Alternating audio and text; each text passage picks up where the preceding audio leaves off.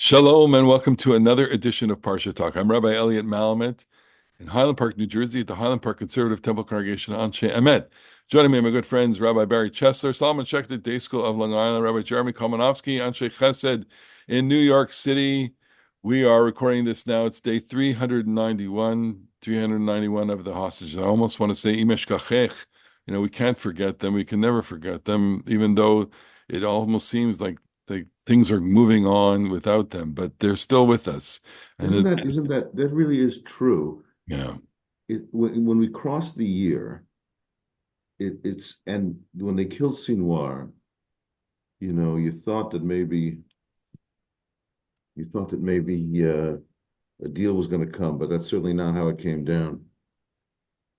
look, we it's also hard to sustain this because it's just so much anguish. But we are thinking of them and we pray for them. We pray for them every day in our services and every Shabbat, every time we have the Torah out, we have our special prayers, and we're praying for them. Also, we're praying for all lots and lots of bereaved families over the last 2 weeks too. Soldiers, young, beautiful soldiers who have been killed, ambushes and other kinds of operations. To their families, only comfort, but it's an anguish that we're all going through, and that we share even here. And we share it, and we try and express through Torah the comfort, and to try and get insights. If we're successful on some weeks, more or less, we try at the very, very least. This week we're reading Parashat Noah. Noah is all about trying to bring comfort to the world. Say Yinachamenu, that's how he's introduced. This Right. one, comfort. You have to point out that he's misnamed. He's misnamed. He should have been He should have Nahum. been Menachem or Nahum. Right. Right. But so we know the story of Noah generally, right? And we've done different aspects of the story over the course of these years that we're doing the Parsha talk. And we don't have to kind of rehash this. God is disappointed, and God wants to destroy the world. And the world gets destroyed through a big flood. I want to focus with the two of you on what happens just afterwards. When Noah comes out of the ark, Vayetze Noach Uvanav, and you get the feeling that he can breathe. There is this kind of, the ark is opened, and the animals and everything kind of will dissipate, and there's the sense that things can begin again. What I just want to stop you for a moment because we read these stories, most of us, I think, with one or two senses, and the one sense seeing and hearing, and the one sense that we almost never have is the sense Smell of smell. And you have to imagine that the world did not smell particularly good in the after ark. blood. And that, I think, when we get to the sacrifice with the Reach Nihoach, that's what gives it its pungency. Interesting. Okay, so we're going to get I to see that. some pungency there. All right, so Noah builds an altar. Vayiven Noach mizbeach. Ladonai. Interesting that I made that slip, but that's instead of an ark, he builds an altar. Then it says, Vayikach mikol b'mar Torah. He selects from all the pure animals, umikol o ha'of hator, and from all the pure birds. Vayal olot b'mizbech. He sacrifices burnt offerings on the mizbech. We recall the technical aspect of a burnt offering is that it's an animal that's offered completely. It's completely burned, which means that you don't get to eat any of it. And it's an olah. All right. So I want to stop there and just kind of freeze this frame where Noach is selecting. It doesn't tell us how many. Ibn Ezra says there are 10 animals. It's really irrelevant, but it's a selection of animals. I almost think it's a mixed grill of sacrifices to God. But the thing that it reminds me of first is Sukkot, because on Sukkot, as I'm glancing here at the book of Numbers, chapter 28, it's lambs, rams, bulls, and goats, okay, which are all pure animals. And so there's selection. And the main theme of all of those sacrifices on Sukkot was universality, humanity. That the total number of animals brought to the altar in the temple on the holiday of Sukkot was 70. 70 corresponds to 70 nations. And not that Noah here is sacrificing 70 animals, but it's almost like a kind of hint that I think now that I represent humanity and I'm offering to you a kind of expression of humanity. And I want to say I don't know what the purpose is other than to say either he's saying thank you for saving me, or he's saying maybe I'm in need of some kind of new start. Uh, and it's after that that God makes a declaration to himself. Okay. So I'm inclined to interpret this as this is a symbolic moment where Noah is eliciting a divine response. And the divine response is not issued to Noah himself. The divine response is issued to God. And you can weigh in on this at any moment, which is said that like maybe Noah's not worthy of a divine response, but here's the response, and I'll get you to react to it. So God says, as the text says, he inhales this, which doesn't mean that he inhales it. This is very anthropomorphic language about God. He is I think noting. President Clinton understood that he I and think I was going to say that too. That's good. God inhaled the pleasing odor and said to himself, Vayomer libo, he says to his heart, another anthropomorphism, Lo osif lekalel od et ha'adama bavur ha'adam. I'm never going to do it again. I'm not going to doom the earth because of man, since the devisings of man's mind are evil from his youth, nor will ever again destroy every living being as I have done. So we have to really kind of unlock that text and try and understand what it is that the Torah is saying, that God is saying to himself. And the fact that God is saying it to himself and not saying it to Noah is interesting. The fact that the writer here is reporting this, of course, is an example of dramatic irony. But what is God saying?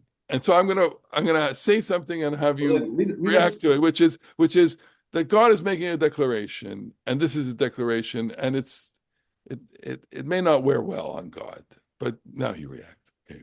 But you just read 22 as well. Read verse, because the declaration continues Of course. through Okay, I'm 22. sorry. That's good. Thank you. Od kol yemei haaretz. So long as the earth endures, seed time and harvest, cold and heat, summer and winter, day and night shall not cease, which is, of course, a pledge that I'm never going to destroy the world again. I'm going to keep the normal systems of the seasons in their place, and that the world will go on the way I intended it to go on. So I'm saying that God has realized that human beings are this way, and that there's nothing that God can do to change that, and that God now has come to terms with that. Barry. that that seems to limit God in the way that I don't know that I'm entirely comfortable. I wanted to offer a slightly different reading. When it says that Vayomer Adonai El Libo, you understood that Libo was the heart of God. But we can also read it as being the heart of Noah, that it was not a verbal declaration, but somehow it pierced Noah's heart to impress upon him the gravity of God's words, that the destruction was over. And, while I was leaping through to get to the verses that you had mentioned, at some point, I think in the beginning of chapter 8, we come across the phrase, Vayiskor Elohim et Noah, that God remembered Noah, and that will set in motion the abatement of the water so that Noah and his family and the animals can leave the ark. And what struck me, as I've been struck mostly this year in considering the Parsha, is Noah is mostly a passive figure. He does not interact with any people that we're aware of, and he does not interact with the other people in the world, including, his relatives. His grandfather, Methuselah, at least according to the rabbis, dies in the flood because he dies the same year as the flood. And the sacrifice that Noah offers is one of his first actions in his life other than to build the ark and to father children. And it strikes me that the significance of the sacrifice is that Noah understands that God is not a dictator, and not in the sense of dictating, but God is a listener, as it were, someone that needs human beings to approach so that God can respond. And I think that God's hope always, and they at least today remain committed to a hopeful God, is that human beings will change. They are bad from their youth. That's said more than once, but the expectation is that they will live into adulthood and perhaps can change their ways as adults. Jeremy. I would say a couple of observations. One is really not, so relevant to the deep things we're talking about now. Just an observation that the concept of behemat tahora, a pure animal, by which we presumably mean those animals which will later be designated as kosher animals, it's like, there's in my own religious life as a Jew, I feel like the rules of kashrut are kind of arbitrary. Like you could imagine some alternate, set of rules, but this passage cannot imagine an alternate set of rules. There's a behemat tahora and an oaf tahor. There are kosher, there are pure land animals and pure birds, and um, that's like kind of natural and not just cultural, which just strikes me as weird. Like why is it that this animal is kosher and that animal is treif? Well, for our writer in this passage, it's kind of natural that certain things are just that way. Now, I think that the fact that it's an olah, that Noah offers an olah, which is different from a chatat, or a shlamim. Chatat is that you have done something wrong and you need to re-reconcile with God. Shlamim are celebrations of things that you will eat. An olah is entirely, I don't know that I can actually prove this all the way down the line, but there's something not self-interested. There's something selfless about giving a gift of gratitude that's not about my own celebration, that's not about my own regret. It's just gratitude that makes good sense to me about this particular gift of Noah. And I would say also, this I will never again curse the world because of humans, and I will never again blot out all the life on the earth because of the human wickedness, the human propensity for Hamas, which doesn't mean Hamas, the terrorist group. It means violent robbery, cheating. Could just as well mean that. Sorry. It may just as well. Hamas is full of Hamas, but it's not the same word. Like Hamas, the terrorist group, is an acronym. yeah, it is. But like all through our period of saying Psalm 27, like the wicked people are Hamas. They breathe out Hamas. Like how could you not think of Hamas this whole last couple of months?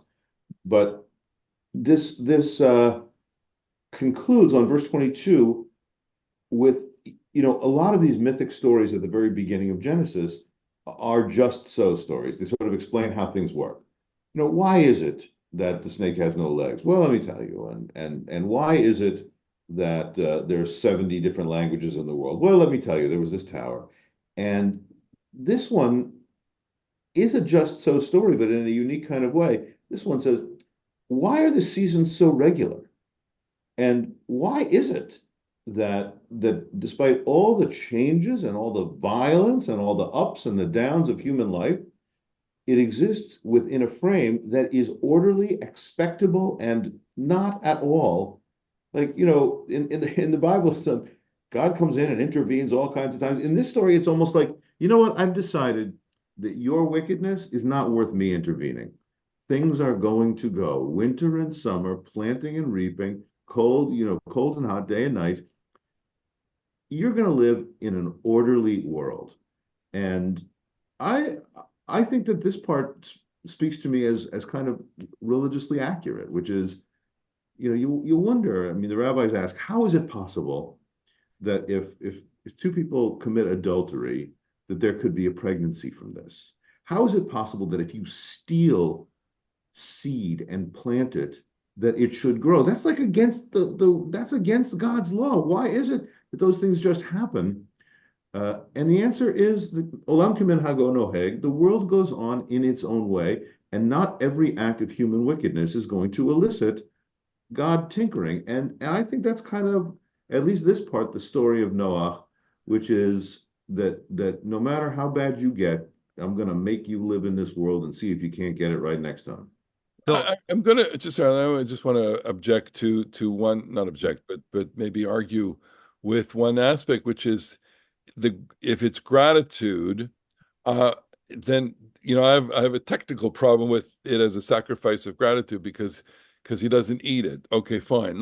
How about this The idea, which worshipfulness, okay, so worshipfulness. maybe it's It's about clearly not a awe. todah. Maybe Awe. it's awe. I'm with I that. am expressing awe that I'm alive. Okay, number one. Number two is, God has spoken to Noah at several points in the story. The beginning of the story tells him to build the ark, you know, and during the story, there's no contact. There's lots of symbolism at the end of the story, but at the very end, he says "Tsemina teva," which is back at chapter 8, verse 15, 16. God says, you can leave the ark, come out of the ark. That's the last thing that God says to Noah at this point. Okay, so I have a theory. The theory is that people make sacrifices when they want to hear from God. I think that's what's going to happen in next week's parsha with Abraham. Abraham is constantly building altars all over Canaan to try and get God to say something to him. And God really doesn't speak to him at Abraham's wish. God speaks to him when God wants to speak to him. So here Noah is trying to elicit a divine response, and God doesn't respond to Noah directly.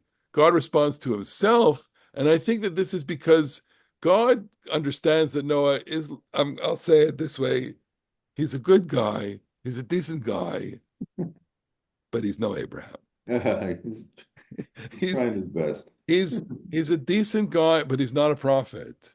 And he's not going to have the wherewithal to bear this message. I'm going to tell myself this. I'm smelling this offering, as it were.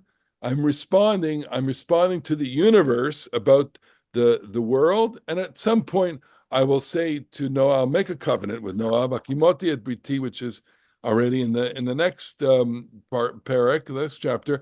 Hineni mekim et briti itchem. I'm going to uphold my covenant with you, and I won't destroy the world anymore. I won't cause a flood. That's God speaking to Noah, and fine.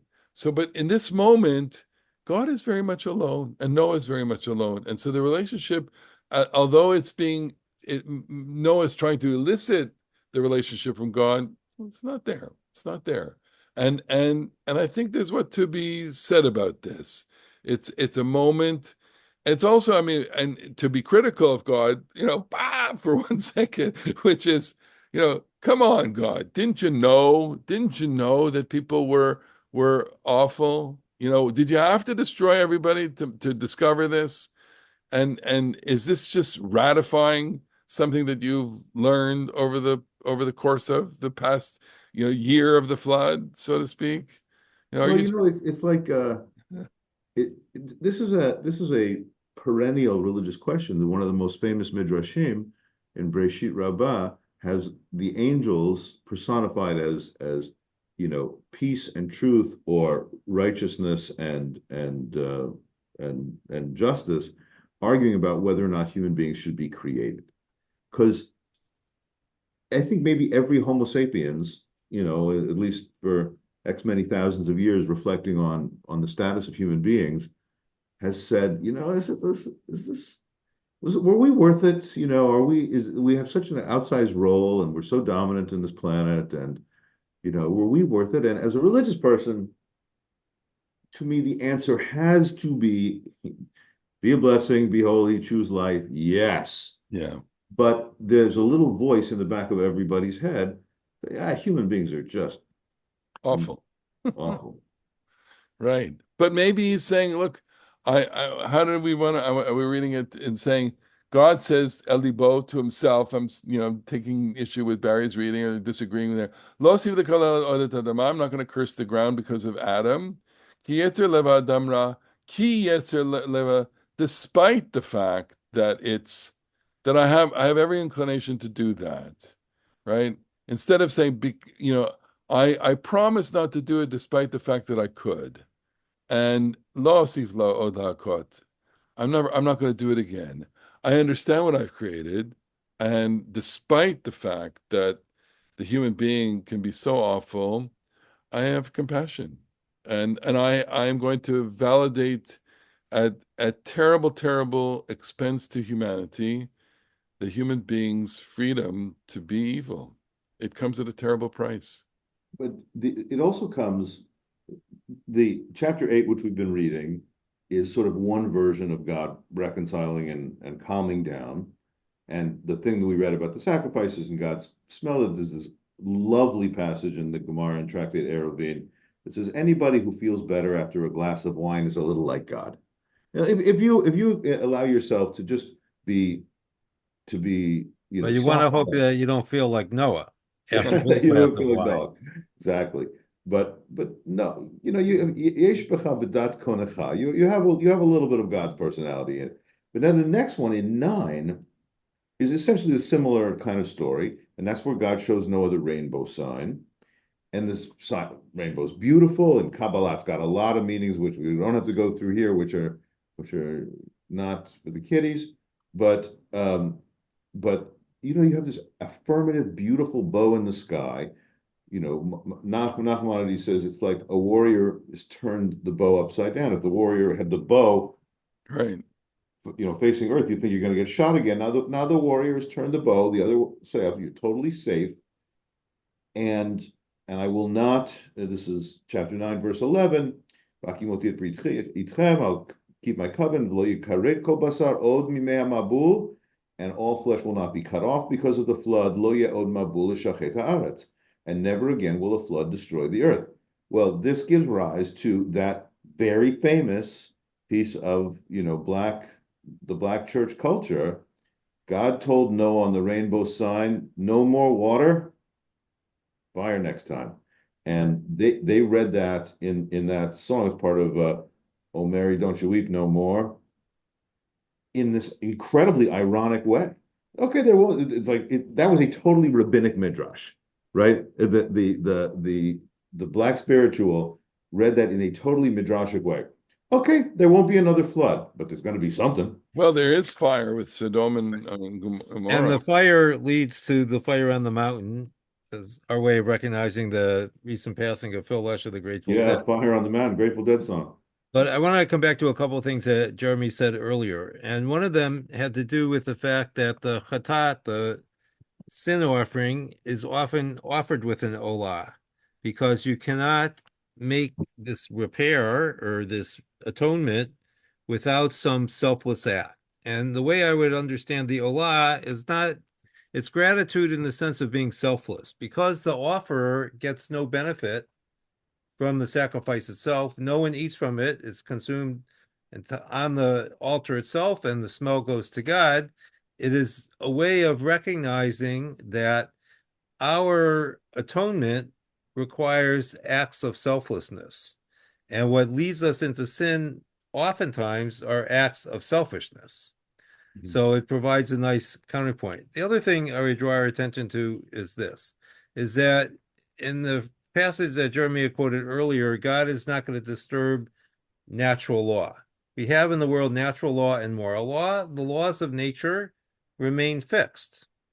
And therefore, one of the things that strikes me in the early passages in Genesis is the ideological nature of the stories, which Jeremy has mentioned. And this comes to remind us that the world is less unpredictable than we sometimes think. Sometimes we're so caught up in the weather that we think that it's more than it actually is. But as Ecclesiastes reminds us, there's a season for everything. But on the other hand, twice a day as religious Jews, we recite the second paragraph of the Shema, where we believe our actions do affect the weather and do affect the natural order of things. So it leads me to this just brief observation that the hero, in a sense, of last week's parsha was Adam, the first man. The hero this week is Noah, the remnant of Adam. And next week, the hero is going to be Avram, who we'll refer to as the first Jew, more properly the first Hebrew, because there's this winnowing of the generations as we move forward.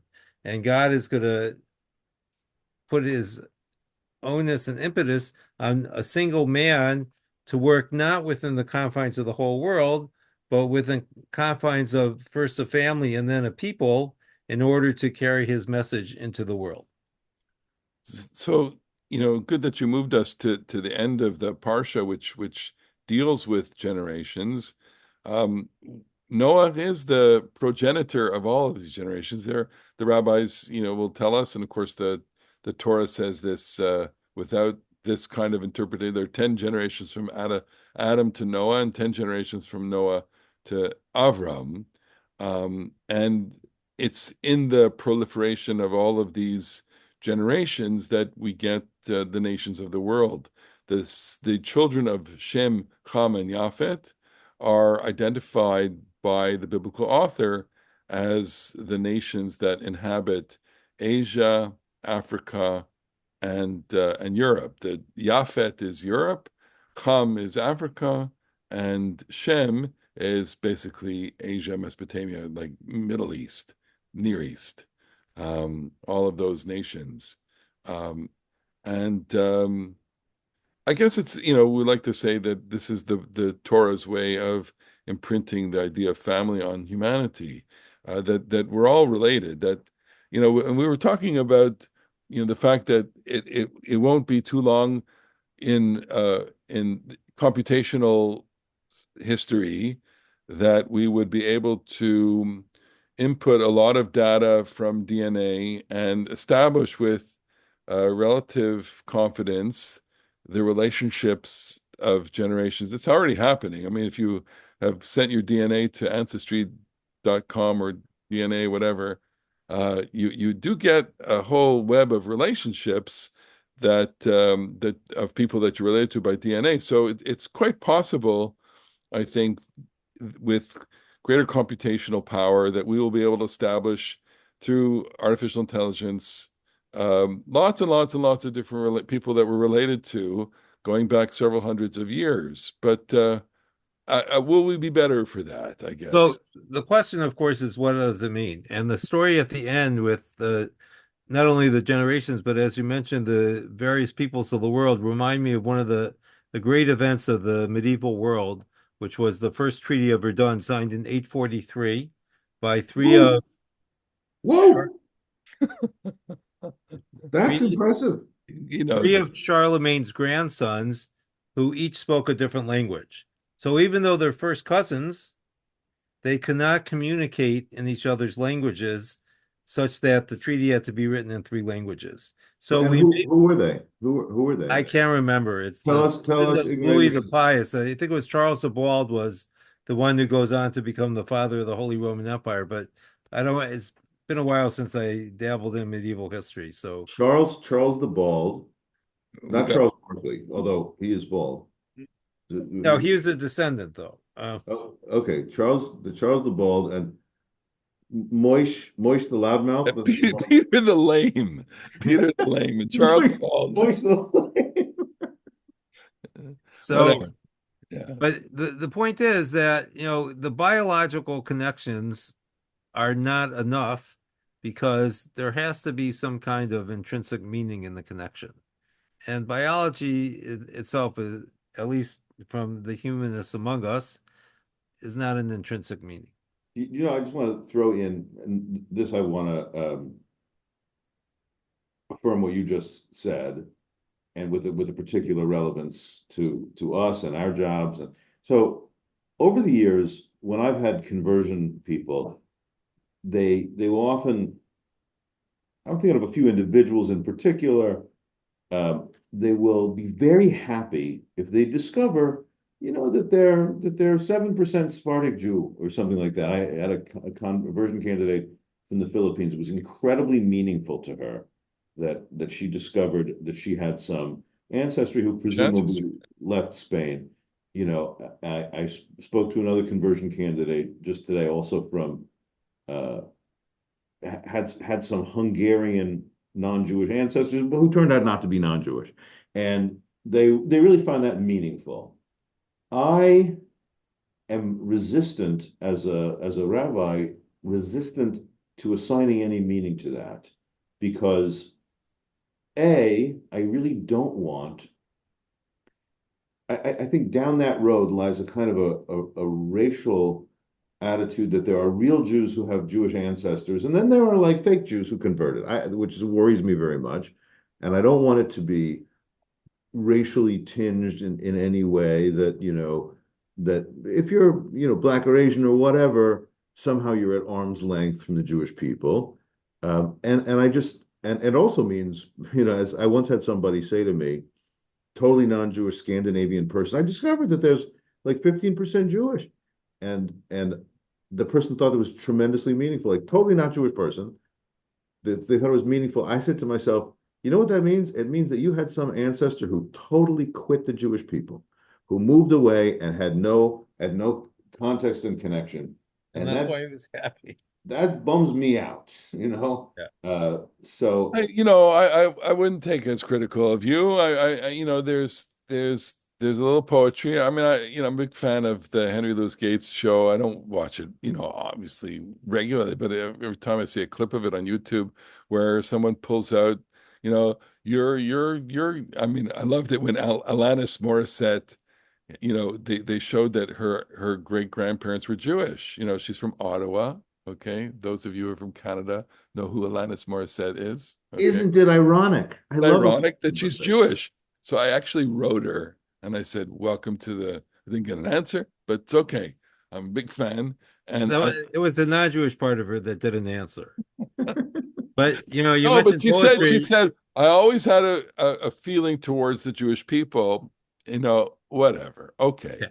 you know. But you mentioned poetry, so I think it was Yehuda Halevi, one of the great medieval Jewish poets, who thought that what differentiated the Jews from other people was the luz bone, this bone that Jews have in their back that no other people have. And in his view, as I recall, the people that convert were actually Jewish at one point, and then somehow in the passing of the generations ended up outside the Jewish people until their Jewish neshama, what we call it in Eastern Europe, the Pintel Yid, surfaced and they rejoined the people. I'm a huge Yehuda Halevi fan. His poetry is so gorgeous, and this is exactly why I am unhappy about this mode of thinking, because Right. because what those folks are saying, Yehuda Halevi said like this, and the Maharal of Prague said like this, and Chabad says like this, and even Rav Kook, who was a great universalist in some respects, Rav said Kook, the like this, elder. the elder. Um, Say that what Jewish is what you are in your constitutional makeup, and because if you weren't really Jewish, then you couldn't convert because you're like cosmically goyish, and that's not. I can't go there. Yuval Levi has another in the Kuzari. He's got a metaphor. All of human. I mean, this is really so funny in its, if I may say such a thing about a great sage, in its cluelessness. Um, all of humanity is a single organism, and all the different peoples constitute a different organism, and some nations are like the toenail of the macro of humanity, and some people are the heart. Blessedly, the Jews are the heart of humanity. Nah, I'm not going Okay, there. fine, So fine. what I wanted to suggest, though, I think the response is to note that we refer to ourselves as an am, a people, not as an ethnos. The ethnos would be the biological part of us, and the people anyone can join. And And I yet, think and that yet, the open-ended, go we, on. I was going to say we always have an affinity. I was just away for a few days, and I met other Jews, it was wonderful. It's wonderful to be with people that you have a deep connection that is you're not able to really express it. There's no question about that. But on the other hand, I think we have to recognize that the basic unit of social discourse is the family, and within reason, obviously, anyone can marry into the family. Yeah, that's We all true. know families where that isn't true, but on the other hand, it's something I think that we have to remind ourselves of. Well, that's a good note to close on to our family of listeners and viewers. We have to thank you. We thank you for viewing, listening, watching, spending time with us, enjoying Torah today on this the 391st day. And we look forward to having many, many opportunities to discuss Parshas in the future next week also. So we'll see you next week on the next edition of Parashat Talk. In the meantime, Shabbat Shabbat Shalom. Shalom.